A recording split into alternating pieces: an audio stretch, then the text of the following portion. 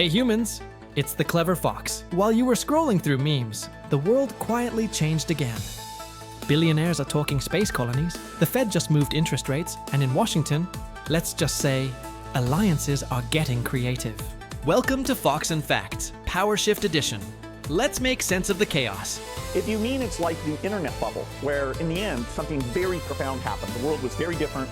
Absolutely, there are a ton of these investments that will be dead ends. So even Bill Gates thinks we might be overhyped. But don't get him wrong. He's still investing in the same companies he's warning about. The AI is the biggest technical thing ever in my lifetime. I mean, it is so profound, and therefore its influence is hard to overstate. And the economic value, this is basically intelligence. Translation? It's a bubble. Inside a revolution. And yes, he's hedging both sides like a pro investor. Small companies thrive in moments of great and rapid change. Stability favors incumbents, and rapid change favors small, dynamic, nimble startup companies. There's never been a better moment to be an entrepreneur. There has never been a better moment to be a startup company. And while most of us are trying to pay the electric bill, Bezos is planning to run Amazon from the stratosphere. One of the things that's going to happen in the next, it's hard to know exactly when, it's 10 plus years, but I bet it's not more than 20 years. We're going to start building these giant gigawatt data centers in space. Space data centers. Solar powered. No rent, no zoning. Just cosmic bandwidth. Ambitious? Sure. Impossible? Well, so was 2-day shipping once. How could thinking be easy? Regurgitating memorized content is easy. Regurgitating the multiplication table is easy. Thinking is hard. And expensive. Which is the reason why these three new scaling laws, which is all of it in full steam, has put so much pressure on the amount of computation.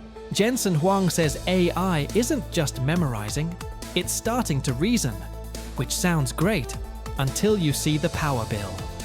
He's selling the shovels in this gold rush, chips, clusters, and code.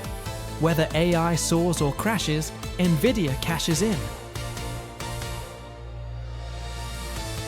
In support of our goals and in light of the balance of risks to employment and inflation, today the Federal Open Market Committee decided to lower our policy interest rate by a 1/4 percentage point. Another cut from the Fed. Not panic, they say, just precaution.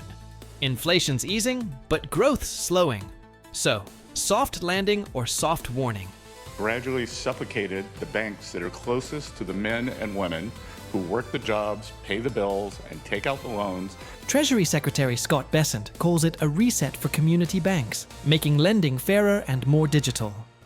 Since 2010, we've lost 3,600 community banks, a reduction of over 45%. Critics here, fewer tellers, more automation.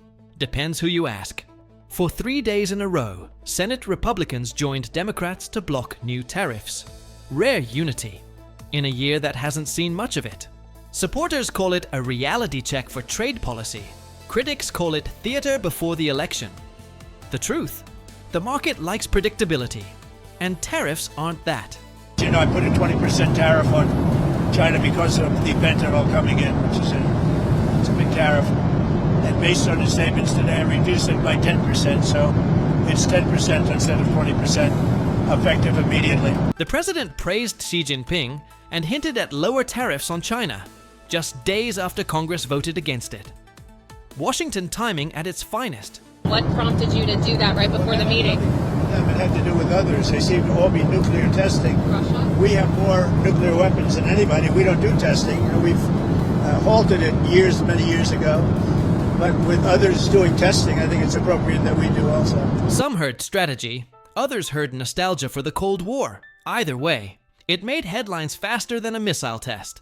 So, in 1 week, Gates calls out a bubble, Bezos moves to orbit, NVIDIA prints money, the Fed trims rates, and Washington argues about tariffs.